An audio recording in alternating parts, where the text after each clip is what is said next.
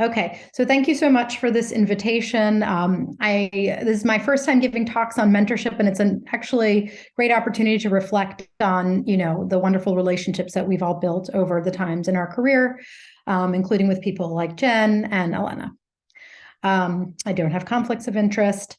So I think when we're all entering this process, especially on the medical student side, this is what we are imagining, the finish line that we'll be at graduation, and we're ready to start our residency or our fellowship or our career as an attending. And this is Needy, one of my beloved mentees, who will be a GW Derm resident. And I have to also include Justin and Varsha, who've also done a lot of work with me. And, that's always the goal. But in reality, we know that the journey can have twists and turns and can lead us in many different directions, some which are positive, some may seem like roadblocks. And so it's important to have mentorship along that pathway to guide us along, even when you're in a twist that may end up being a good one. So some important background information we all want. I always say, I need to have some citations for my nerd status. So this is it. So we know that mentorship is important for professional development, especially in competitive fields, and that, of course, the demand outweighs the supply. And that's the major issue. And in particular, that's an issue for those underrepresented in medicine or those without home dermatology programs. So I want to be really cognizant. We're already in a rarefied group because you have mentors or are a mentor, but there are many people who would love to have a mentor and aren't able to access that for various reasons and barriers that we should be seeking to eliminate. And this is particularly an issue in peds derm, where there are so few pediatric dermatologists. And so it may feel as a mentee that, I send these emails out into the ether and nobody responds to me. And a lot of that has to do with the fact that we're being barraged from all over and there's only so much time in a day. So I wanted to start with, some of my mentees from med school onwards. So on the very top is Miriam Murad, who is now a very senior person at Mount Sinai. She's a scientist with an MD PhD, and I worked in her lab for a year in medical school. And while I realized I did not like bench research, it was an incredible, informative year. And she was more than a mentor. She was, a confidant, a friend, and an incredible person, and built an amazing team. And if anything, I learned how to build a team and support a team from her, in addition to learning about Langerhans cells. And then on the second row, it's Babar Rao, my chairman from residency. And when I told him I might be interested in peds derm, he introduced me to Helen Shin, with whom I did a case of the year. And then I did a SPD mentorship, a 2-week mentorship with Kim Morrell at Columbia, and we wrote a paper. And subsequently, I applied for fellowship, which I did with Buddy, Kate, and Annie, who are there on the second row. And that was, one of the best years of my life, incredible. And I had my son in addition to that. And then I became an attending, and I did the academic dermatology leadership program through the American Academy of Dermatology with Moise Levy, pictured here as my mentor. And then as an attending at Children's National, the people who've really made an enormous impact, probably the biggest impact in my career is really Adam Friedman, the chair of GW, who's not only a good friend, but has provided me with unbelievable opportunities to speak, invitations to conferences, and just being a really good person to push me upwards and give me a platform. Janetta Koye, chair of Howard, who's an incredible human just to emulate in general, and then a great collaborator for HS, for CTCL and other, and also just how to run a division or department. And then at Children's National, Dr. Denise Cora Bramble, my former boss, and Dr. Rahul Shah, my current bosses, really have been incredible in helping me grow as a division chief, which is a totally different kind of job than I ever, than we're trained for in medicine, and not one that I anticipated necessarily having. And so what I'm trying to illustrate here is you go along your career and you have all these people that together build you. And my husband is always laughing at me because I'm always on the phone with some kind of mentor or mentee. And last but not least, I cannot forget my beloved PeDRA mentor, who I got through the PeDRA mentorship program, Jen Wong, who I'm assuming would not prefer that I blew her face up this large, but I needed to make sure that we emphasize the PeDRA mentorship program. So there are going to be a plethora of mentors through your career as attendings, as medical students. And so you need to think carefully about what your goals are. And that is basically what I wanted to talk about. What is the goal of mentorship for you? So it's going to change at different stages in your career. And even in medical school, you may have different things that you go to different people for. Do you need advice? Do you need emotional support? Do you want to talk about work-life balance? That comes up a lot, especially for people with children. How do you do that and have a full-time job, et cetera? Do you want to figure out if you even like pediatric dermatology? Do you want to be with a mentor that has a specific connection to your personal path? And there are many ways to do that through the different societies. Do you need publications and you're trying to find somebody for that purpose? Of course, all of us think that way when we're applying for derm residency. And then in attending hood, there's just so many other ways you might need mentorship. When I want to talk about lasers, I call Lisa Arkin, et cetera, Elena for any melanocytic things. And so I consider a lot of my friends mentors as well in their niches. This is just a little bit of an aside, but I think this is something I felt. What do I do if I don't have any ideas? And what do I do if I don't know how to write? So I felt specifically the not having ideas part. And I think some of that you have to realize is as a medical student, you don't know enough about the specialty to necessarily have ideas. You might, because of personal experience or something else you've experienced, have an area of interest, but you might not. And so in that circumstance, it's reasonable to just select a mentor who has a success with working with mentees and then take a small project and do an excellent job with it.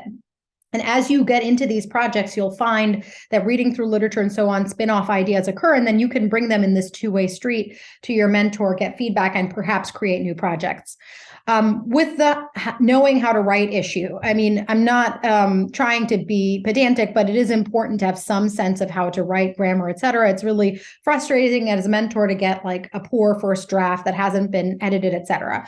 So if this is something that you struggle with, there actually are a lot of books on this, and it seems painful to hit the books of this kind, but it's actually a valuable thing to consider if that's an issue for you.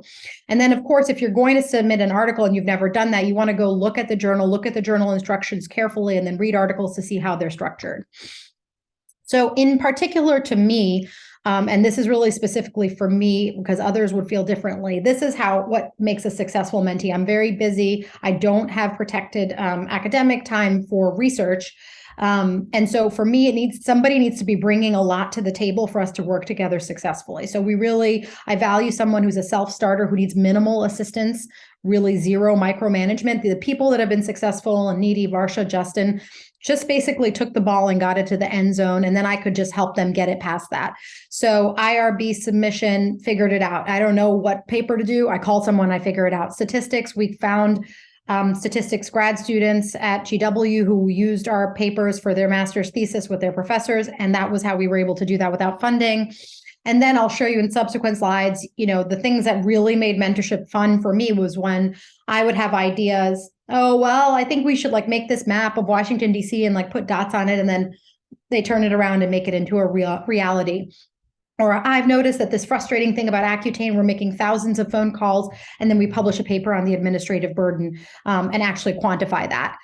It's really important to be well organized and driven. I think anybody here already has that. And then this presenting a final product, of course, it's not a real final product. There'll be many iterations, but you want to submit something that's really nicely polished, that you feel proud of, that's clean, that's not spell checked, that's grammatically checked, that's structured correctly. That shouldn't be something that the mentor is doing for you.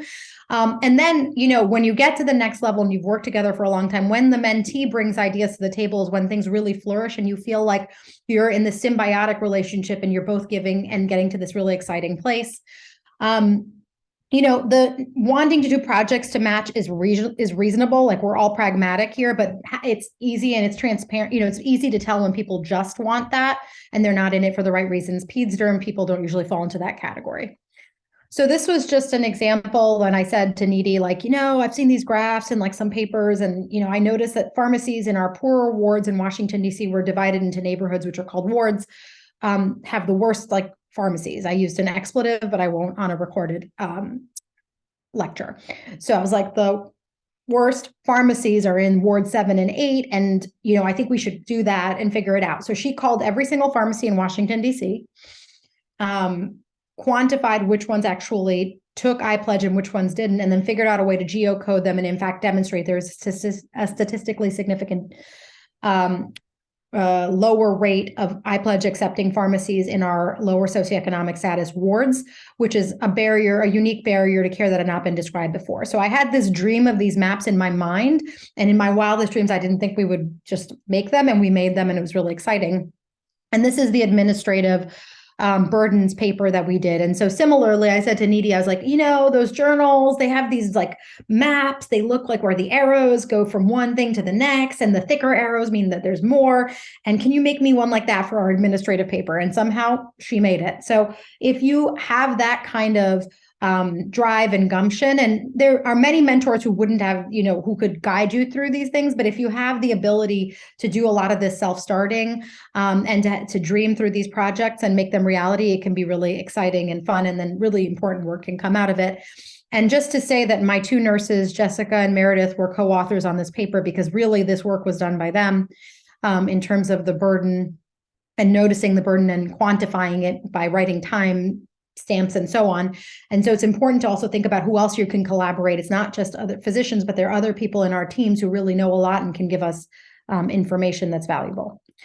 And this is coming to the end here, and this is from Lucy Cohn and Elena, but just some pragmatic tips in terms of how to so-called manage your mentor. You really want to be well prepared for meetings. A lot of us are busy. We have 50 things going on. And so if you want to capture our attention, it's important to have a very discrete list of questions and get them all set up during the meeting. And then after the meeting, you may want to summarize and just come back with an email saying, like, these are the 6 bullet points, and I'm going to do X, Y, Z, and then we'll meet again in 2 weeks. You want to have some clear expectations. Different people have expectations. Some people meet very regularly. Like if you're in a lab, you know that you have lab meetings once per week.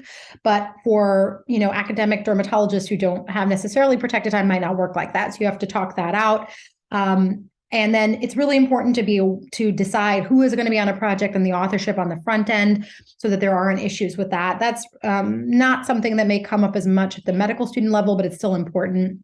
And then we know that there are funding opportunities, small and large, and those are ones you need to know about well in advance. And of course, submissions, because I will certainly not be keeping track of the SPD or other conferences that might have poster submissions, but the medical students do. And they say, hey, Dr. K, I want to submit something by the AAD submission date. And then so that means we need to 2 months in advance have some kind of draft that we're working on. And with that, I can take any questions. And I want to thank my wonderful residents, family, and team, because you can't do this without all those. So thank you. And thanks for the invitation.